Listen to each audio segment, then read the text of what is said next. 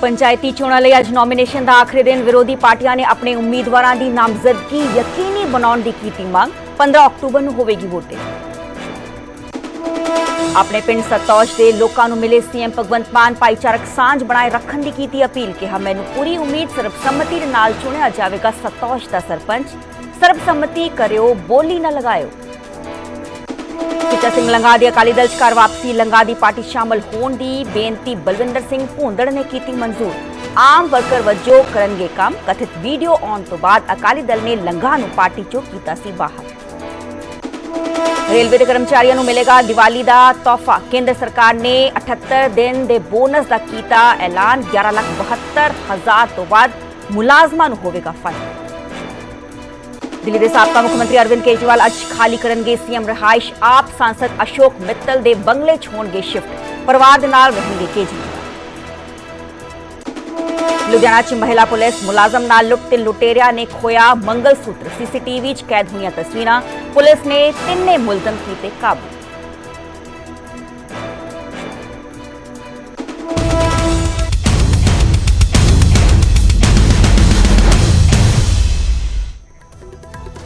सत श्री अकाल जी, मैं हां सरबजोत कौर। न्यूज़ 18 पंजाब देख रहे सारे दर्शकों का स्वागत है। बुलेटिन की शुरुआत करांगे गल करांगे सब तो पहला पंचायती चोणां दी, क्योंकि अज पंचायती चोणां दे लई नामजदगी का नॉमिनेशन का आखिरी दिन है ते अज कागज भरने लई जद्दोजहद तमाम जो कैंडिडेट्स उन्हां च लगेगी।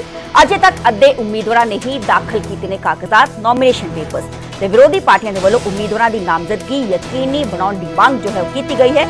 जिक्रयोग है कि सूबे दियां 13,237 पंचायतां दे लई चोण हो रही है।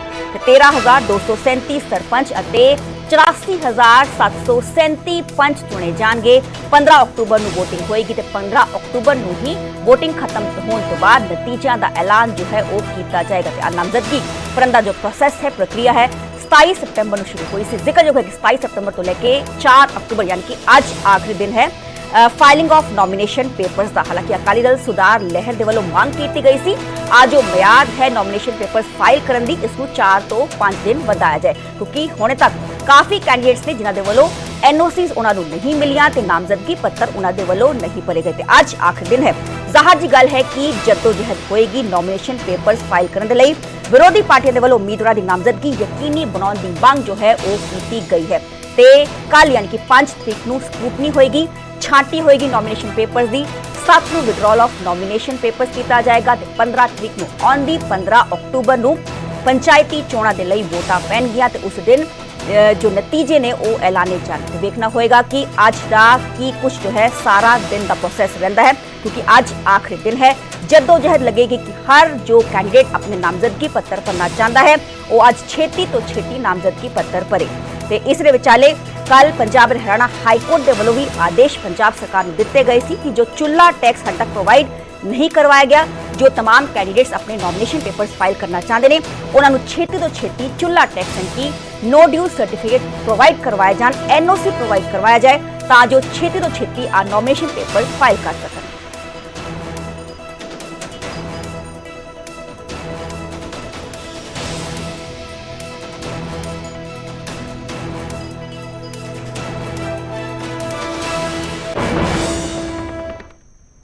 अगे बढ़ते गल करांगे आप सुप्रीमो अरविंद केजरीवाल की। अज सीएम रिहाइश खाली करेंगे अरविंद केजरीवाल। आम आदमी पार्टी राज्यसभा सांसद अशोक मित्तल की सरकारी रिहाइश शिफ्ट होणगे।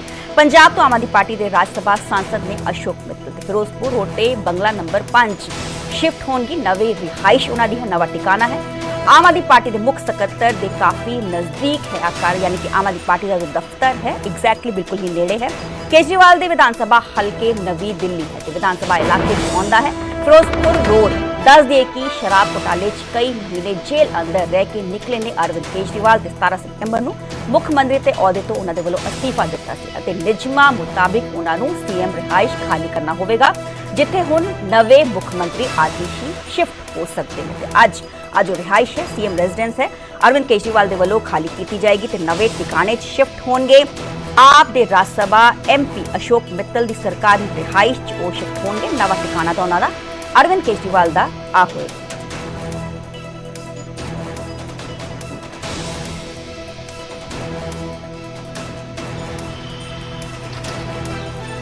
वे 13 तरीक ਨੂੰ ਹੀ 13 ਸਤੰਬਰ ਨੂੰ ਅਰਵਿੰਦ ਕੇਜਰੀਵਾਲ ਨੂੰ ਜੋ ਦਿੱਲੀ ਦਾ ਕਥਿਤ ਐਕਸਾਈਜ਼ ਪਾਲਿਸੀ ਪੂਰਾ ਮਾਮਲਾ ਸੀ ਦੇਸ਼ ਦੀ ਸਰਵਉੱਚ ਅਦਾਲਤ ਸੁਪਰੀਮ ਕੋਰਟ ਦੇ ਵੱਲੋਂ ਜ਼ਮਾਨਤ ਦਿੱਤੀ ਗਈ ਸੀ ਤੇ ਉਸ ਤੋਂ ਬਾਅਦ 15 ਤਰੀਕ ਨੂੰ ਅਰਵਿੰਦ ਕੇਜਰੀਵਾਲ ਦੇ ਵੱਲੋਂ ਐਲਾਨ ਕੀਤਾ ਗਿਆ ਸੀ ਕਿ ਉਹ ਸੀਐਮ ਅਹੁਦੇ ਤੋਂ ਅਸਤੀਫਾ ਦੇਣਗੇ। ਹਾਲਾਂਕਿ 17 ਸਤੰਬਰ ਨੂੰ ਉਹਨਾਂ ਦੇ ਵੱਲੋਂ ਸੀਐਮ ਅਹੁਦੇ ਤੋਂ ਅਸਤੀਫਾ ਦੇ ਦਿੱਤਾ ਗਿਆ ਸੀ। ਇਸ ਦੇ ਵਿਚਾਲੇ ਵਿਧਾਇਕ ਦਲ ਦੀ ਮੀਟਿੰਗ ਹੋਈ ਤੇ ਵਿਧਾਇਕ ਦਲ ਦੀ ਮੀਟਿੰਗ 'ਚ ਆਤੀਸ਼ੀ ਨੂੰ ਜੋ ਹੈ ਉਹ ਵਿਧਾਇਕ ਦਲ ਦਾ ਨੇਤਾ ਚੁਣਿਆ ਗਿਆ ਸੀ ਤੇ ਅਰਵਿੰਦ ਕੇਜਰੀਵਾਲ ਦਾ ਕਹਿਣਾ ਸੀ ਕਿ ਹੁਣ ਉਹ ਜਨਤਾ ਦੇ ਵਿੱਚ ਜਾਣਗੇ, ਜਨਤਾ ਹੀ ਤੈਅ ਕਰੇਗੀ ਕਿ ਅਰਵਿੰਦ ਕੇਜਰੀਵਾਲ ਇਮਾਨਦਾਰ ਨੇ ਜਾਂ ਭ੍ਰਿਸ਼ਟਾਚਾਰ ਹੋਣਗੇ। ਤੇ ਹੁਣ ਫਰਵਰੀ 'ਚ ਆਉਂਦੀ ਫਰਵਰੀ 'ਚ ਜੋ ਵਿਧਾਨ ਸਭਾ ਇਲੈਕਸ਼ਨਸ ਦਿੱਲੀ 'ਚ ਹੋਣ ਜਾ ਰਹੀਆਂ ਨੇ ਇਸ ਦੇ ਵਿਚਾਲੇ ਜੋ ਅਰਵਿੰਦ ਕੇਜਰੀਵਾਲ ਦੇ ਵੱਲੋਂ ਕਿਹਾ ਗਿਆ ਸੀ ਜੇ ਜਨਤਾ ਉਹਨਾਂ ਨੂੰ ਦੁਬਾਰਾ ਚੁਣੇਗੀ ਸਰਵਸੰਮਤੀ ਦੇ ਨਾਲ ਤਾਂ ਹੀ ਉਹ ਸੀਐਮ ਦੀ ਕੁਰਸੀ ਤੇ ਦੁਬਾਰਾ ਬੈਠਣਗੇ ਤੇ ਸੀਐਮ ਰਿਹਾਇਸ਼ ਅੱਜ ਅਰਵਿੰਦ ਕੇਜਰੀਵਾਲ ਖਾਲੀ ਕਰਨਗੇ। ਨਵਾਂ ਟਿਕਾਣਾ ਉਹਨਾਂ ਦਾ ਆਮ ਆਦਮੀ ਪਾਰਟੀ ਰਾਜ ਸਭਾ ਸੰਤ ਅਸ਼ੋਕ ਮਿੱਤਲ ਦੀ ਸਰਕਾਰੀ ਕੋਠੀ ਹੋਏਗੀ, ਸਰਕਾਰੀ ਰਿਹਾਇਸ਼ ਹੋਏਗੀ। ਅੱਜ ਸਰਕਾਰੀ ਰਿਹਾਇਸ਼ ਹੈ, ਅੱਜ ਕੋਠੀ ਹੈ ਬਿਲਕੁਲ ਆਮ ਆਦਮੀ ਪਾਰਟੀ ਦੇ ਦਫ਼ਤਰ ਦੇ ਨੇੜੇ।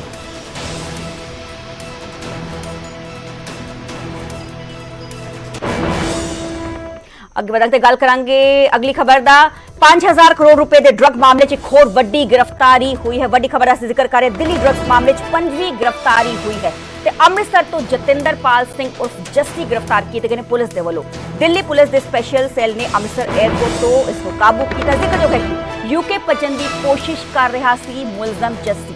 ਦਿੱਲੀ ਡਰੱਗ ਮਾਮਲੇ 'ਚ ਯੂਕੇ ਕਨੈਕਸ਼ਨ ਦਾ ਵੀ ਪਰਦਾਫਾਸ਼ ਹੋਇਆ। ਇਸ ਤੋਂ ਪਹਿਲਾਂ ਜੋ ਕਨੈਕਸ਼ਨ ਹੈ ਥਾਈਲੈਂਡ ਤੇ ਦੁਬਈ ਦਾ ਵੀ ਸਾਹਮਣੇ ਆਇਆ ਸੀ। ਡਰੱਗਸ ਮਾਮਲੇ 'ਚ ਮੁਲਜ਼ਮ ਜੱਸੀ ਬ੍ਰਿਟਿਸ਼ ਨਾਗਰਿਕ ਹੈ ਯਾਨੀ ਕਿ ਬ੍ਰਿਟਿਸ਼ ਉੱਥੇ ਦਾ ਸਿਟੀਜ਼ਨ ਹੈ ਤੇ ਇੱਕ ਵੱਡੀ ਗ੍ਰਿਫਤਾਰੀ ਪੁਲਿਸ ਦੇ ਵੱਲੋਂ ਕੀਤੀ ਗਈ ਹੈ।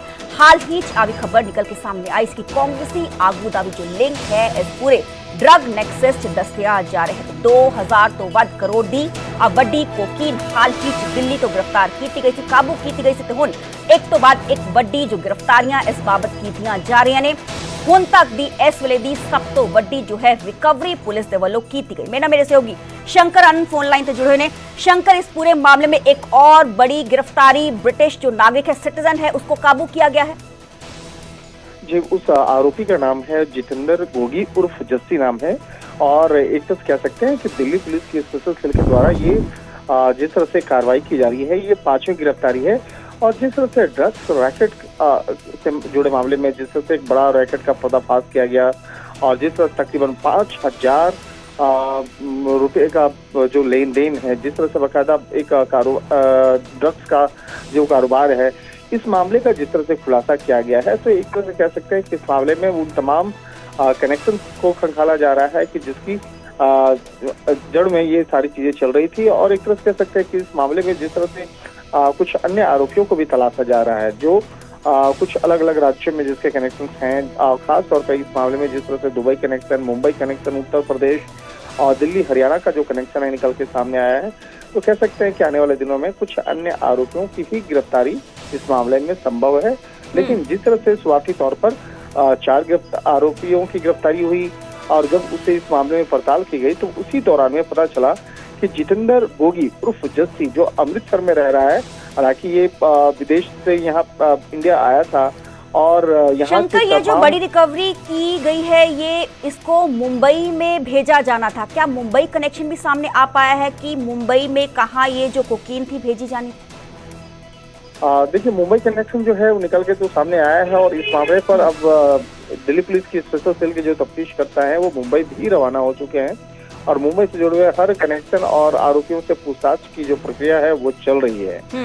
लेकिन अभी शुरुआती तौर पे वो बताना अभी उचित नहीं होगा क्योंकि जिस तरह से इस मामले में इन्वेस्टिगेशन का दायरा काफी आगे बढ़ता हुआ नजर आ रहा है तो उसमें अब अभी अगर शुरुआती दौर पे ही अगर उन तमाम मसलों को अगर मीडिया के सामने रखा जाएगा तो हो सकता है कि इसका फायदा उन आरोपियों को लग जाएगा। तो इसलिए अभी उन सब चीजों को बहुत ही गुप्त तरीके से उस मामले पे उस ऑपरेशन को अंजाम दिया जा रहा है। लेकिन अगर जितेंद्र गोगी की अगर बात करें तो ये आरोपी पहले ही कुछ दिन पहले ही आया था और इस पूरे ऑपरेशन पर नजर बनाया हुआ था। एक तरह से इसको कहा जा सकता है कि एक नेतृत्व जो है इस पूरे ऑपरेशन को कर रहा था, कहाँ कहाँ पे भेजा जा रहा है, किस तरह से भेजा जा रहा है, तो इस मामलों पर नजर बनाए हुए था। लेकिन उस दौरान में पता चला जैसे ही कि इसके 4 साथियों की गिरफ्तारी हुई है तो उसके बाद ये विदेश भागने की तैयारी में था। लेकिन जैसे ही विदेश भागने की तैयारी में अमृतसर एयरपोर्ट पहुंचा तो उसे नहीं पता था कि उसके खिलाफ भी यहाँ पे LOC खुला हुआ था, लुकआउट सर्कुलर जो है वो ओपन था। तो जैसे ही पहुंचा उसके बाद इस मामले की जानकारी दिल्ली पुलिस की को दी गई कि ये जितेंद्र गोगी जो है वो जितेंद्र उर्फ जस्सी जो है वो आया हुआ है और यहाँ से वो यूके जाने की कोशिश में है। तो उसके बाद स्पेशल सेल की टीम वहाँ पे मौके पे पहुंचती है और उसके बाद तमाम पूछताछ की प्रक्रिया के बाद उसे गिरफ्तार कर लेती है। तो एक तरह से कह सकते हैं कि निश्चित तौर पे एक बड़ी कामयाबी है, लेकिन अब इस मामले में जब विस्तार से पूछताछ की जाएगी तो विदेश कनेक्शन वो निकल के सामने आ सकता है। जी बहुत बहुत शुक्रिया शंकर, हमें तमाम जानकारी देने की। वड्डी गिरफ्तारी है इस पूरे मामले च होर की गई है। दरअसल दिल्ली ड्रग मामले यूके कनेक्शन का पर्दाफाश हुआ है। यूके के सिटीजन को गिरफ्तार किया गया है। ड्रग मामले मुलजम जस्सी ब्रिटिश नागरिक है। इस विचाले दिल्ली पुलिस के स्पेशल सेल ने अमृतसर एयरपोर्ट तो इस मुलजम को काबू किया है। हाल ही एक वड्डी रिकवरी दिल्ली पुलिस के वालों की गई सी। हुण एक वड्डा नैक्सस का पर्दाफाश हो रहा है कि एक तो बाद एक वड्डी गिरफ्तारियां इस पूरे मामले पुलिस के वालों कीतियां जा रही हैं।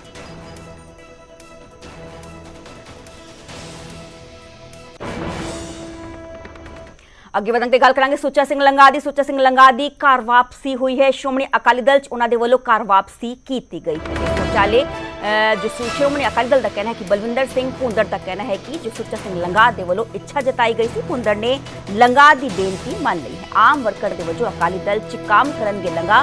श्रोमणी अकाली दल का बयान स्टेटमेंट सामने आई है। कथित वीडियो आने तो बाद श्रोमणी अकाली दल ने सुच्चा सिंह लंगा नूं पार्टी चों बाहर कर दिता सी। अकाल तख्त साहब तो भी लंगा नूं सजा दी गई सी। पंथ तो छेकिया गया सी।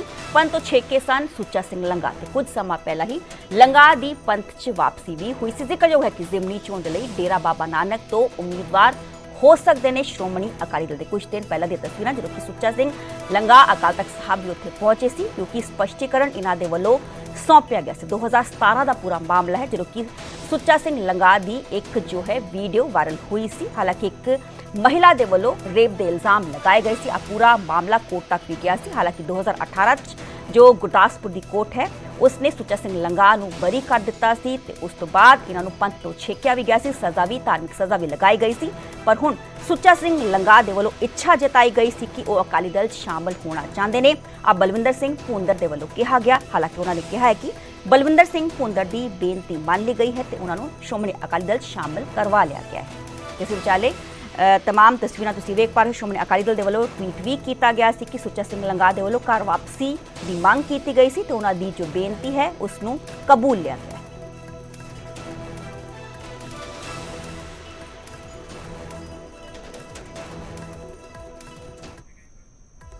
अगे बढ़ते गल करांगे सुनील जाखड़ दी बीजेपी हाई कमान नूं सलाह, यानी कि सुनील जाखड़ ने बीजेपी हाई कमान नूं सलाह दी है कि पंजाब के प्रति नज़रिया बदलने की तुहानूं लोड़ है। पंजाब प्रति बीजेपी और केंद्र की अप्रोच बदलने की सलाह दी गई है। पंजाब बीजेपी प्रधान सुनील जाखड़ के वालों पंजाबियों नाल जुड़े भावनात्मक मामले पहल के आधार पर सुलझाए जान।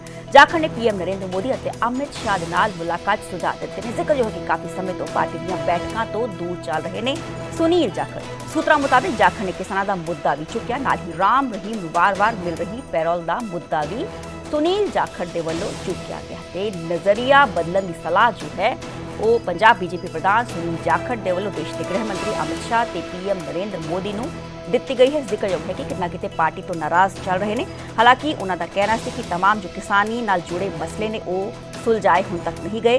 राम रहीम नूं बार-बार दित्ती पैरोल ते कई तरह के सवाले निशान उन्होंने वालों खड़े किए गए हैं। नाल ही उन्होंने वालों जिक्र इस चीज़ का भी किया गया सी कि 2015 जो बरगाड़ी बेअदबी कांड होया सी उस पूरे बरगाड़ी बेअदबी कांड च राम रहीम का जो रोल सी उसकी प्रॉपर इन्वेस्टिगेशन नहीं की गई, जिसनों लैके कितना किते पंजाब के लोगों च गुस्सा है, रोस है। ते नज़रिया बदलने की सलाह जो है सुनील जाखड़ के वालों दी गई है कि इस विचाले तमाम तस्वीरें तुसीं देख पा रहे हो। सोशल सवाल तो जिक्र असीं कर रहे हैं क्योंकि सुनील जाखड़ कई बड़ियां बैठकां हुई ने, उस बड़ियां बैठकां का हिस्सा सुनील जाखड़ नहीं बने।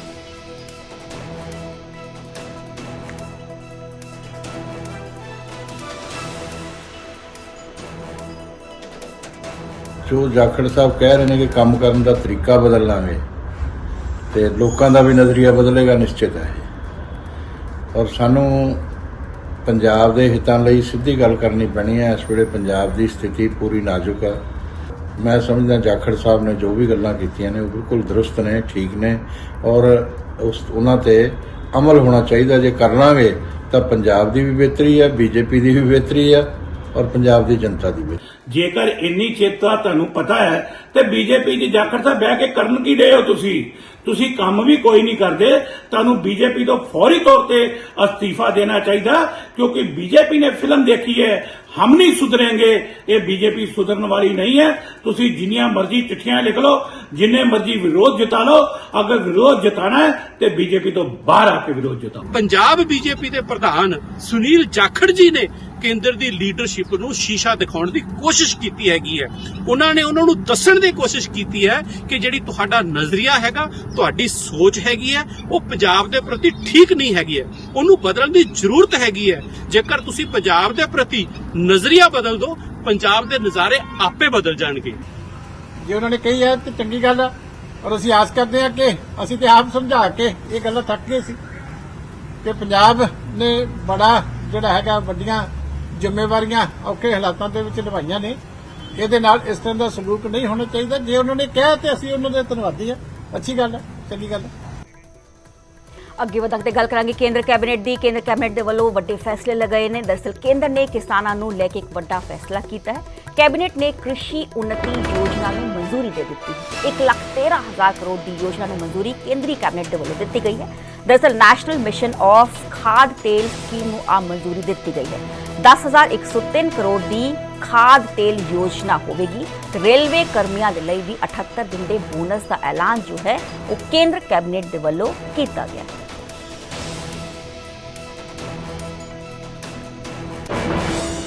सेकंड है रेलवे एम्प्लॉयज़ के लिए प्रोडक्टिविटी लिंक बोनस 2029 करोड़ रुपए का प्रोडक्टिविटी लिंक बोनस आज माननीय प्रधानमंत्री जी की अध्यक्षता में कैबिनेट में अप्रूव हुआ है। और ये रेलवे ने जो बहुत अच्छी परफॉर्मेंस की है उसके कारण ये संभव हो पाया है। इससे 11,72,240 एम्प्लॉयज़ को बेनिफिट होगा। ਮੁੱਖ ਮੰਤਰੀ ਮਾਨ ਆਪਣੇ ਜੱਦੀ ਪਿੰਡ ਸਤੌਜ ਪਹੁੰਚੇ ਤੇ ਪੰਚਾਇਤੀ ਚੋਣਾਂ ਨੂੰ ਲੈ ਕੇ ਆਪਣੇ ਲੋਕਾਂ ਨੂੰ ਖਾਸ ਅਪੀਲ ਕੀਤੀ। ਸੀਐਮ ਨੇ ਕਿਹਾ ਕਿ ਇਸ ਵਾਰ ਵੋਟਿੰਗ ਜਾਂ ਬੋਲੀ ਨਾ ਲਗਾਇਓ, ਸਰਬਸੰਮਤੀ ਕਰਿਓ।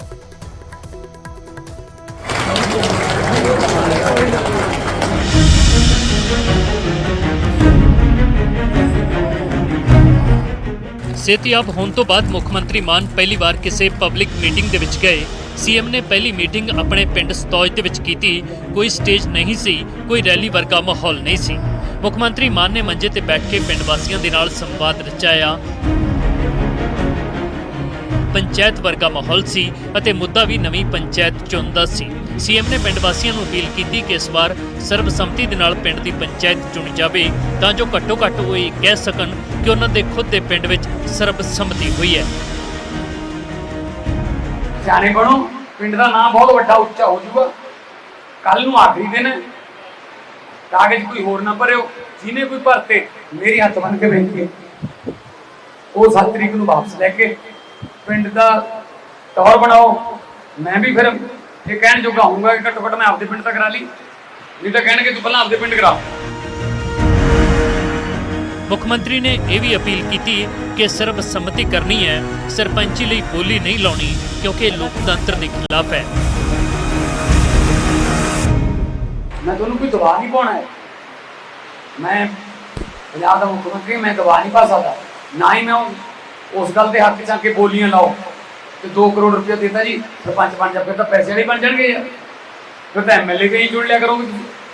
ਉਹ ਕਹਿੰਦਾ 5 ਕਰੋੜ ਦੇ ਦੂੰਗਾ ਮੈਂ ਐਮਐਲਏ, ਫਿਰ ਗਰੀਬਾਂ ਦਾ ਕਿੱਧਰ ਗਿਆ ਹੱਕ? ਫਿਰ ਗਰੀਬ ਨਹੀਂ ਬਣ ਸਕਦਾ ਸਰਪੰਚ। ਜਿਹਦੇ ਨਾਲ ਲੋਕ ਨੇ, ਡੈਮੋਕ੍ਰੇਸੀ ਕਹਿੰਦੀ ਹੈ ਜਿਹਦੇ ਨਾਲ ਲੋਕ ਨੇ ਉਹ ਬਣੂਗਾ। ਇਹ ਥੋੜੀ ਜਿਹਦੇ ਕੋਲ ਪੈਸੇ ਨੇ ਉਹ ਬਣੂਗਾ। ਸਰਬਸੰਮਤੀ ਕਰਨ ਵਾਲੀਆਂ ਪੰਚਾਇਤਾਂ ਲਈ ਸਰਕਾਰ ਨੇ 5 ਲੱਖ ਰੁਪਏ ਦੀ ਸਨਮਾਨ ਰਾਸ਼ੀ ਅਤੇ ਪਿੰਡ ਦੀ ਪਹਿਲੀ ਮੰਗ ਪੂਰੀ ਕਰਨ ਦਾ ਵਾਅਦਾ ਕੀਤਾ ਹੈ। ਸਰਕਾਰ ਦਾ ਇਹਦਾ ਕਿੰਨੇ ਪਿੰਡਾਂ ਦੇ ਵਿੱਚ ਸਰਬਸੰਮਤੀ ਕਰਵਾ ਪਾਉਂਦਾ ਹੈ, 7 ਅਕਤੂਬਰ ਨੂੰ ਇਸ ਦੀ ਤਸਵੀਰ ਸਾਹਮਣੇ ਆ ਜਾਵੇਗੀ। ਸੰਗਰੂਰ ਤੋਂ ਚਰਨਜੀਤ ਕੌਸ਼ਲ, ਸਿਟੀ।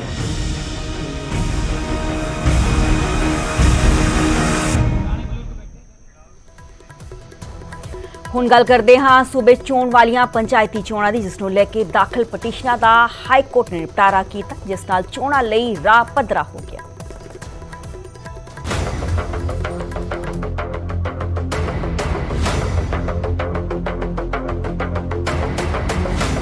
ਪੰਜਾਬ 'ਚ 15 ਅਕਤੂਬਰ ਨੂੰ ਪੰਚਾਇਤੀ ਚੋਣਾਂ ਹੋਣੀਆਂ ਨੇ। ਪ੍ਰਚਾਰ ਵਧਣ ਦੇ ਨਾਲ-ਨਾਲ ਇਹ ਚੋਣਾਂ ਵਿਵਾਦਾਂ ਦੇ ਵਿੱਚ ਵੀ ਘਿਰ ਗਈਆਂ। ਕਿਸੇ ਨੇ ਰਿਜ਼ਰਵੇਸ਼ਨ ਨੂੰ ਲੈ ਕੇ ਸਵਾਲ ਚੁੱਕੇ ਤਾਂ ਕੋਈ ਚੁੱਲ੍ਹਾ ਟੈਕਸ ਦਾ ਮਾਮਲਾ ਲੈ ਕੇ ਪੰਜਾਬ ਅਤੇ ਹਰਿਆਣਾ ਹਾਈ ਕੋਰਟ ਪਹੁੰਚਿਆ। ਅਦਾਲਤ 'ਚ ਪੰਚਾਇਤੀ ਚੋਣਾਂ ਨੂੰ ਲੈ ਕੇ ਹੁਣ ਤੱਕ ਕੁੱਲ 170 ਪਟੀਸ਼ਨਾਂ ਦਾਖਲ ਕੀਤੀਆਂ ਗਈਆਂ ਸਨ, ਜਿਨ੍ਹਾਂ ਨੂੰ ਰੱਦ ਕਰਕੇ ਪੰਜਾਬ ਹਰਿਆਣਾ ਹਾਈ ਕੋਰਟ ਨੇ ਜਿੱਥੇ ਪੰਚਾਇਤੀ ਚੋਣਾਂ ਦਾ ਰਾਹ ਪੱਧਰਾ ਕਰ ਦਿੱਤਾ ਹੈ ਤਾਂ ਉੱਥੇ ਪੰਜਾਬ ਸਰਕਾਰ ਨੂੰ ਚੁੱਲ੍ਹਾ ਟੈਕਸ ਦੇ ਮਾਮਲੇ ਵੀ ਨਿਪਟਾਉਣ ਦਾ ਹੁਕਮ ਦਿੱਤਾ। ਇਸ ਦੇ ਨਾਲ ਹੀ ਇੱਕੋ ਪਰਿਵਾਰ ਦੀਆਂ ਵੱਖ-ਵੱਖ ਵਾਰਡਾਂ 'ਚ ਵੰਡੀਆਂ ਵੋਟਾਂ ਵੀ ਠੀਕ ਕਰਨ ਦੇ ਨਿਰਦੇਸ਼ ਦਿੱਤੇ ਨੇ। 2013 ਦੇ ਵਿੱਚ ਵੀ ਸੀਟ ਸਪੋਜ਼ ਐਸਸੀ ਰਿਜ਼ਰਵ ਸੀ, 2018 ਦੇ ਵਿੱਚ ਵੀ ਰਿਜ਼ਰਵ ਹੈ, ਤੇ ਹੁਣ ਤੁਸੀਂ ਕਹਤਾ ਵੀ ਕਿਉਂਕਿ ਅਸੀਂ ਅੱਜ ਤੋਂ ਨਵਾਂ ਰੋਟੇਸ਼ਨ ਸਿਸਟਮ ਤੇ ਰਿਜ਼ਰਵੇਸ਼ਨ ਸਿਸਟਮ ਲਾਗੂ ਕਰਦੇ ਹਾਂ ਤਾਂ ਇਸ ਸਾਲ ਵੀ ਰਿਜ਼ਰਵ ਰਹੂਗੀ। ਤੇ ਕੁਝ ਲੋਕਾਂ ਦੀ ਇਹ ਵੀ ਕੰਪਲੇਂਟ ਸੀ ਵੀ ਜੀ ਇਸ ਪਿੰਡ ਦੇ ਵਿੱਚ ਤਾਂ ਜੀ ਜਨਾਬ ਆਬਾਦੀ ਹੀ ਐਸਸੀਆਂ ਦੀ 5 ਹੈ, ਤਾਂ ਤੁਸੀਂ ਇਹ ਰਿਜ਼ਰਵ ਕਿਵੇਂ ਕਰ ਸਕਦੇ ਹੋ? ਇੱਕ ਪਾਰਟਿਕੂਲਰ ਕੇਸ ਸੀ ਵੀ ਇੱਕ ਵਾਰਡ ਦੇ ਵਿੱਚ ਟੋਟਲ ਪੋਪੂਲੇਸ਼ਨ ਜਨਰਲ ਪੋਪੂਲੇਸ਼ਨ ਹੈ and that ward has been reserved for the SC category. How any person will contest that? Population general ਹੈ, ਰਿਜ਼ਰਵ ਕਰਤਾ ਤੁਸੀਂ ਐਸਸੀ ਦੇ ਲਈ, ਤਾਂ ਜਿਹੜੇ ਹੁਣ ਪਿੰਡ ਦੇ ਵਿੱਚ ਸਪੋਜ਼ 4-4 5-5 ਵੋਟਾਂ ਐਸਸੀ ਦੇ ਨੇ, ਜੇ ਤੁਸੀਂ ਉੱਥੇ ਸਰਪੰਚੀ ਐਸਸੀ ਲਈ ਰਿਜ਼ਰਵ ਕਰ ਦੋ, ਜਦਕਿ ਐਕਟ ਦੇ ਵਿੱਚ ਲਿਖਿਆ ਹੋਇਆ ਹੈ ਵੀ ਜਿੱਥੇ 90% ਆਬਾਦੀ ਐਸਸੀ ਹੈ ਜਾਂ ਜਰਨਲ ਹੈ ਉਹ ਸੀਟ ਜੋ ਹੈ ਐਸਸੀ ਰਹੂਗੀ, ਜਰਨਲ ਰਹੂਗੀ। ਪਰ ਇਹ ਵੀ ਕੁਝ ਤਰ੍ਹਾਂ ਦੇ ਮੁੱਦੇ ਆਏ ਨੇ ਵੀ ਇਸ ਗੱਲ ਨੂੰ ਫੋਲੋ ਨਹੀਂ ਕੀਤਾ ਜਾ ਰਿਹਾ।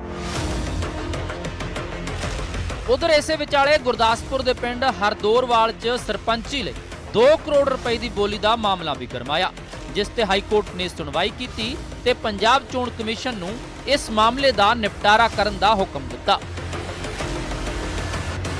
ਸਟੇਟ ਇਲੈਕਸ਼ਨ ਕਮਿਸ਼ਨ ਹੈਗਾ ਉਹਦੇ ਉੱਤੇ ਕੋਈ ਹਦਾਇਤਾਂ ਜਾਰੀ ਕਰੇ ਤੇ ਉਹਨਾਂ ਨੂੰ ਦਿੱਤਾ ਵੀ ਤੁਸੀਂ ਇਹ ਕੰਸੀਡਰ ਕਰੋ ਜਿਹੜੀ ਸਾਡਾ ਗ੍ਰੀਵੀਅੰਸ ਅਸੀਂ ਰੇਜ਼ ਕੀਤਾ ਤੇ ਇਹਦੇ ਉੱਤੇ ਕੌਗਨੀਜੈਂਸ ਲਈ ਜਾਵੇ ਤੇ ਡਾਇਰੈਕਸ਼ਨ ਦੇਤੀ ਹੈ ਉਹਨਾਂ ਨੂੰ ਤੇ ਡਿਸਾਈਡ ਹੋ ਗਈ ਹੈ, ਮਤਲਬ ਡਿਸਪੋਜ਼ ਆਫ ਕਰਤੀ ਇਲੈਕਸ਼ਨ ਕਮਿਸ਼ਨ ਇਸ ਤੇ ਕੰਸੀਡਰ ਕਰਕੇ ਹਾਂਜੀ ਅੱਗੇ ਕਾਰਵਾਈ ਕਰੇਗਾ। ਤੇ ਇਹਦੇ 'ਚ ਇਹ ਚੰਗੀ ਗੱਲ ਹੈ ਵੀ ਕਿਉਂਕਿ ਜਿਹੜੇ ਹੋਰ ਪਿੰਡਾਂ 'ਚ ਕੱਲ ਅਸੀਂ ਸ਼ਾਮ ਨੂੰ ਵੀ ਇਵਨ ਦੇਖੀਆਂ ਕੁਝ ਵੀਡੀਓ ਸਾਹਮਣੇ ਆਈਆਂ ਤੇ ਜੇ ਕਿਤੇ ਹੋਰ ਵੀ ਇਹੋ ਜਿਹਾ ਕੁਝ ਹੋ ਰਿਹਾ ਤੇ ਪੀੜਤ ਜਿਹੜੀ ਉੱਥੋਂ ਦੀ ਸੰਬੰਧਿਤ ਲੋਕ ਪੀੜਤ ਨੇ ਉਹ ਇਲੈਕਸ਼ਨ ਕਮਿਸ਼ਨ ਕੋਲੇ ਆਪਦੀ ਸ਼ਿਕਾਇਤ ਕਰ ਸਕਦੇ ਆ।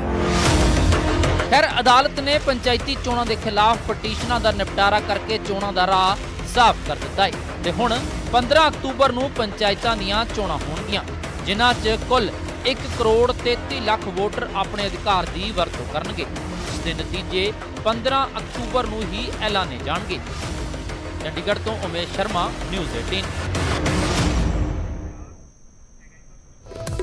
ਚੋਣ ਕਮਿਸ਼ਨ ਨੂੰ ਸ਼੍ਰੋਮਣੀ ਅਕਾਲੀ ਦਲ ਦਾ ਕੱਲ ਵਫਦ ਮਿਲਿਆ। ਚੋਣ ਕਮਿਸ਼ਨ ਦੇ ਕੋਲ ਪੰਚਾਇਤੀ ਚੋਣਾਂ ਦਾ ਮੁੱਦਾ ਸ਼੍ਰੋਮਣੀ ਅਕਾਲੀ ਦਲ ਦੇ ਵੱਲੋਂ ਚੁੱਕਿਆ ਗਿਆ। ਦਰਅਸਲ ਵਿਰੋਧੀ ਧਿਰਾਂ ਦੇ ਉਮੀਦਵਾਰਾਂ ਦੀ ਨਾਮਜ਼ਦਗੀ ਯਕੀਨੀ ਬਣਾਈ ਜਾਵੇ ਆ ਮੰਗ ਕੀਤੀ ਗਈ ਹੈ ਤੇ VOTING ਦੇ ਦੌਰਾਨ ਵੀਡੀਓਗ੍ਰਾਫੀ ਵੀ ਕਰਵਾਈ ਜਾਏ। ਸ਼੍ਰੋਮਣੀ ਅਕਾਲੀ ਦਲ ਦੇ ਵੱਲੋਂ ਆ ਮੰਗ ਜੋ ਹੈ ਸਟੇਟ ਇਲੈਕਸ਼ਨ ਕਮਿਸ਼ਨ ਨੂੰ ਕੀਤੀ ਗਈ। ਚੋਣ ਕਮਿਸ਼ਨ ਦੇ ਕੋਲ ਚੁੱਲ੍ਹਾ ਟੈਕਸ ਦਾ ਵੀ ਮੁੱਦਾ ਜੋ ਹੈ ਸ਼੍ਰੋਮਣੀ ਅਕਾਲੀ ਦਲ ਦੇ ਵੱਲੋਂ ਚੁੱਕਿਆ ਗਿਆ।